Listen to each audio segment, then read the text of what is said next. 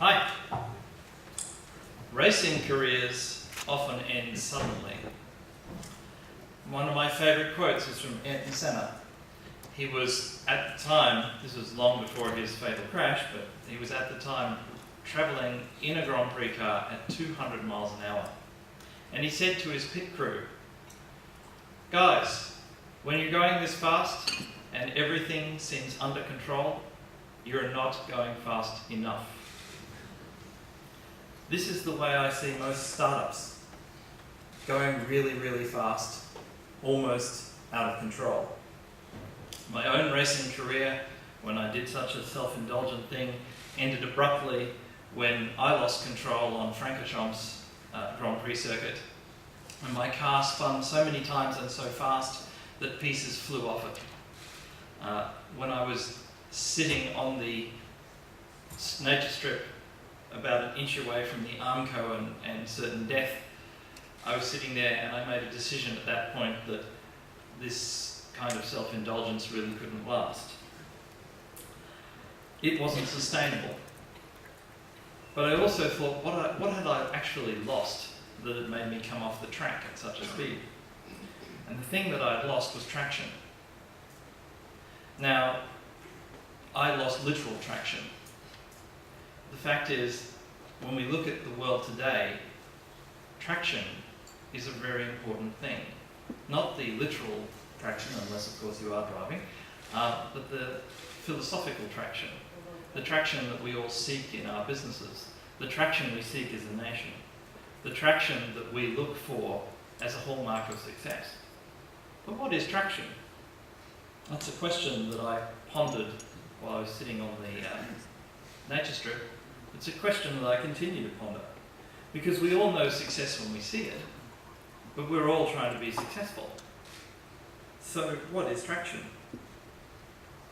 As I have spent a lot of time working with user interfaces, working with product design, I've come to believe that traction is actually simply about an emotional state change. And the more traction you have can be measured in the number of people who change their emotional state. When a YouTube video goes viral, it is because the people who watch it have an emotional state change, usually a positive one, often a humorous one. When a great product lands in your hands, you feel something. And the more people that you can get to feel a certain way, the more traction your product, your business, your government, your political party, your nation has. That is my hypothesis. So traction as an emotional state change is something that I want to leave you with as a takeaway, and something that I'd like you to ponder. Does that apply to your business? Does it apply to your product? Are you working hard at something that is actually going to change the emotional state of the people who you interact with? Are you going to leave the largest number of people feeling better, more complete, more amused? If traction is an emotional state change, then there are three kinds of people in the world that relate to traction. There are those who watch what happens. There are those who make it happen. And there are those who go, "What happened?" When I look at the category of people that are sitting in the audience today, I'm confident to say, especially my fellow speakers and also all the people at IT Cork, they are in the make it happen camp. So if you are in make it happen, you are interested in traction. You have to be. Because that is the only hallmark of your success, that you made it happen, is the traction you've got. When it comes to traction, measurement is an absolutely crucial thing. You have to be able to gauge. Now, because emotions are rather tricky, it's difficult to measure emotion. So we start to look at other numbers. Often we use finance as a proxy to measure.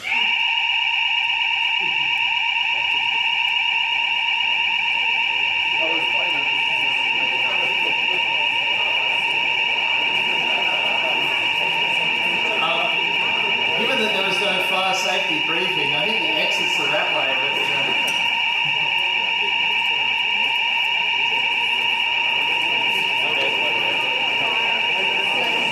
But,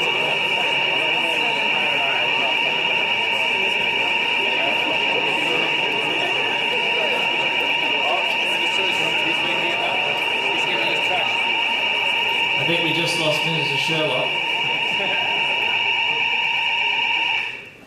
Oh. Thank you for that.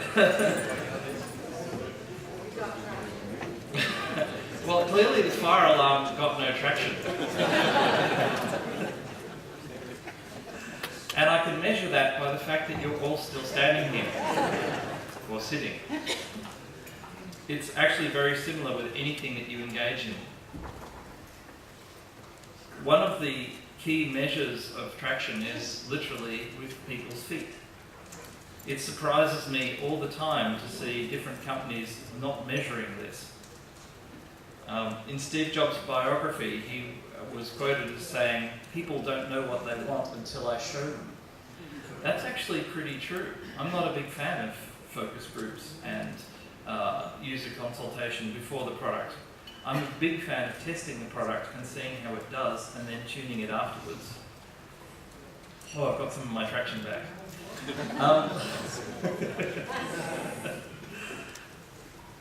When you look at your product, whatever it is, look to find interesting and novel ways to measure the emotional change that it causes. Look for its rankings in Alexa if it's a website. Look for its numbers on AdWords. Actually measure things about your product. Look at your impact in Twitter. Twitter is an amazingly interesting thing. You know, the number of retweets people get is a very interesting proxy for the emotional impact that it's having. A trending topic in Twitter is actually a very difficult thing to get. So if your topic trends, that's a good sign of a certain amount of traction. Traction comes with a cost. You need to burn resources to some degree to get traction. One of the things that I have noticed in Ireland, working with lots and lots of different startups, is an enormous dearth of tech talent, an enormous lack of technical co-founders. Most good technical people I know are thoroughly engaged in the business that they're employed in right now, and they are not looking to move. And if you're going to have traction these days in almost any business, there is an IT component, and that resource gets used up remarkably quickly.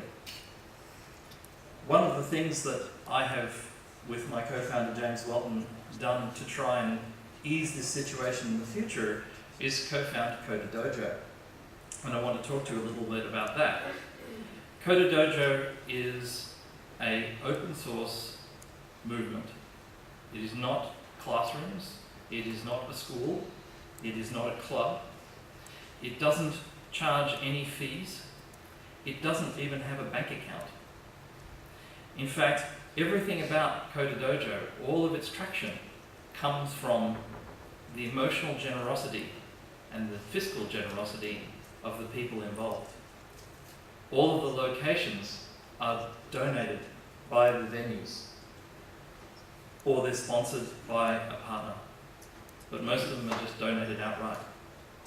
All of the subject matter experts who come to Dojos to assist kids to learn how to program are industry professionals who donate their time. Some a couple of hours a month, some a couple of hours a week. The kids hear of it by word of mouth or by the radio, and most of the radio stations, the regional radio stations in Ireland, have donated short amounts of airtime to us just to get the message out there. What happens at a Dojo is a context is created.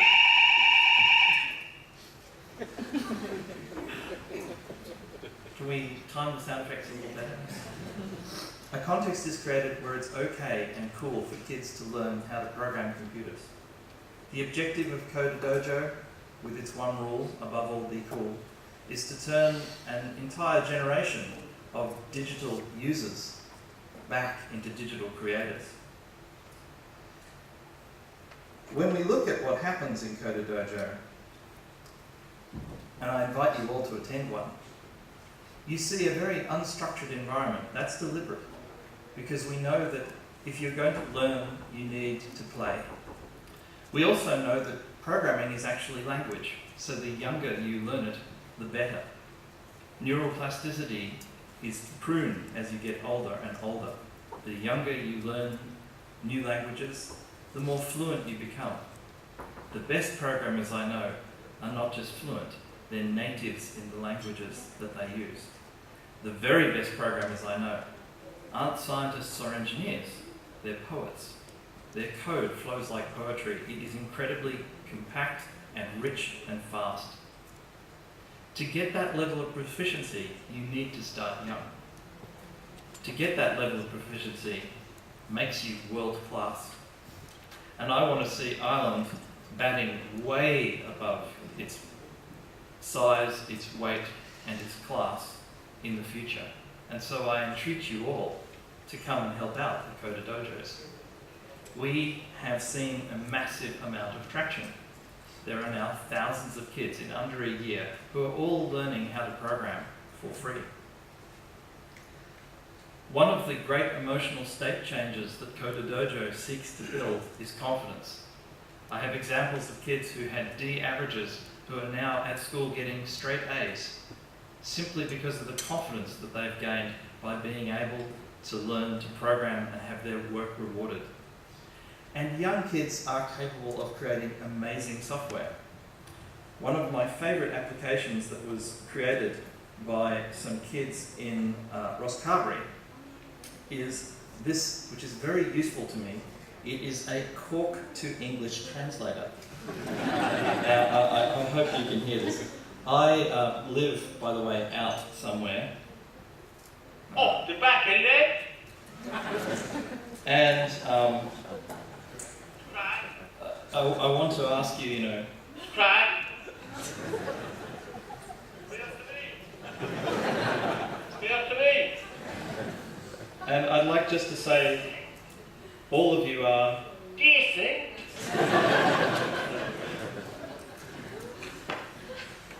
Local Vocal, which is the name of the app, was created by a bunch of kids in Rosscarbery. And just 2 weeks ago, I had the pleasure of launching Coder Dojo Rosscarbery.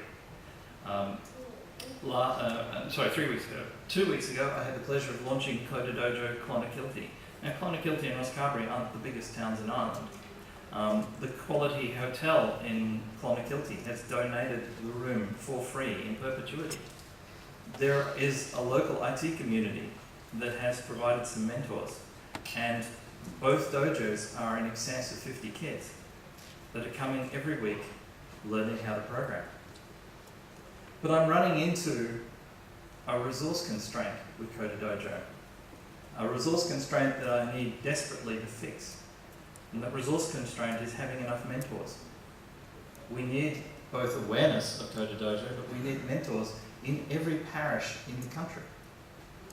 If a town the size of Rosscarbery can have a dojo, pretty much any town in this country can. Now, you might think that that might be too much.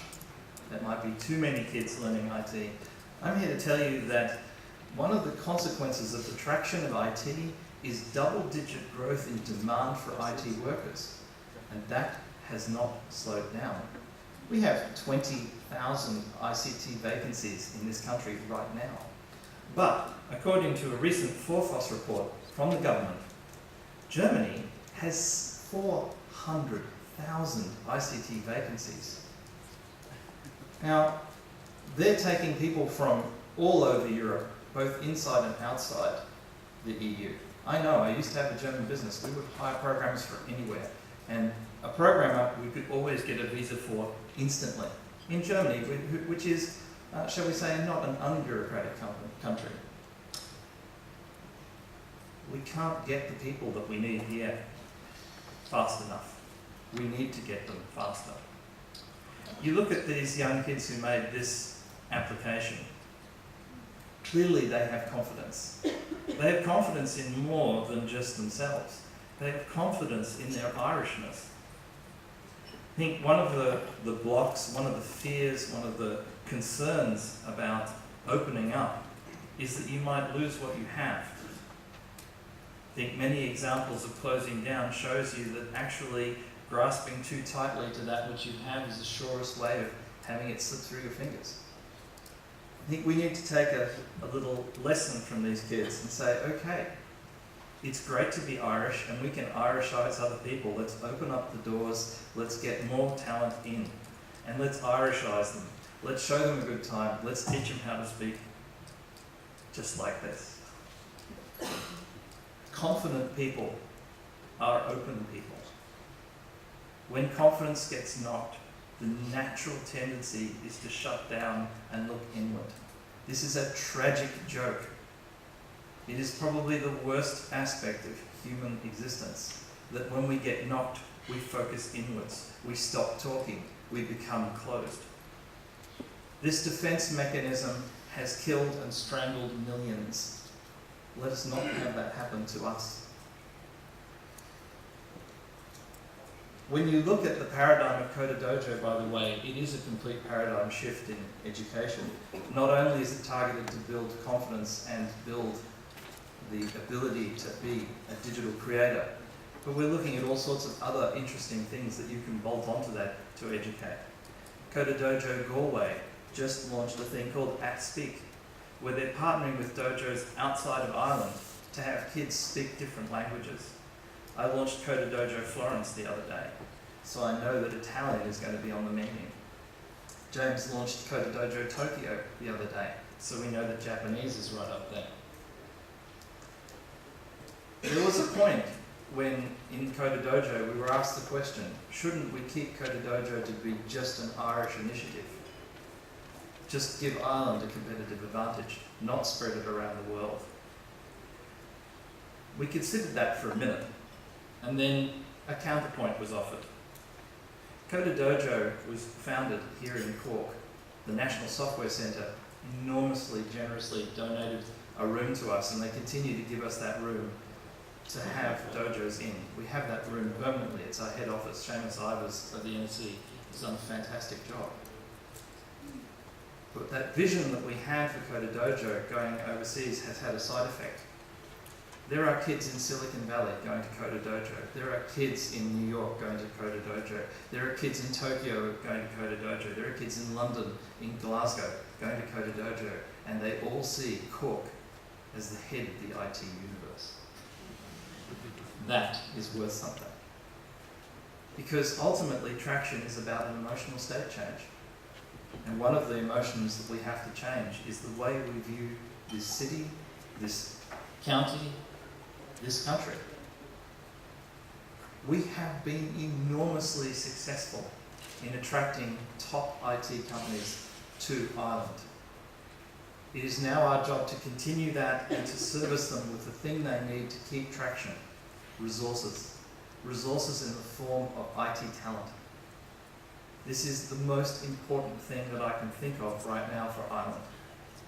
To change the world's emotional view of Ireland, to include Ireland as the Silicon Valley. To make us the most diverse population of talent that we can possibly have. You see, everything is absolutely and utterly connected in this world.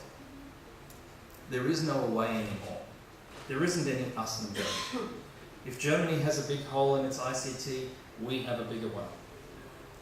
If we do not play at the top of our game, if we do not continue to grab the traction that we are absolutely capable, we have it in our grasp. If we don't, all of us in this room, work together to make that traction driven into the world, in this connected world, we're not going to have a lot of fun if we don't do that. So I ask you all to have this emotional state change with me now, to actually build your confidence back, to grasp that which we have, and wave the Irish flag globally as a welcoming and opening flag, to support our kids and our youth and our children to become the best of the best in the IT world, and to make Ireland a bigger brand than Silicon Valley. And I'd like to leave you with just a little video, a little amusement about how the world really is connected. Thank you.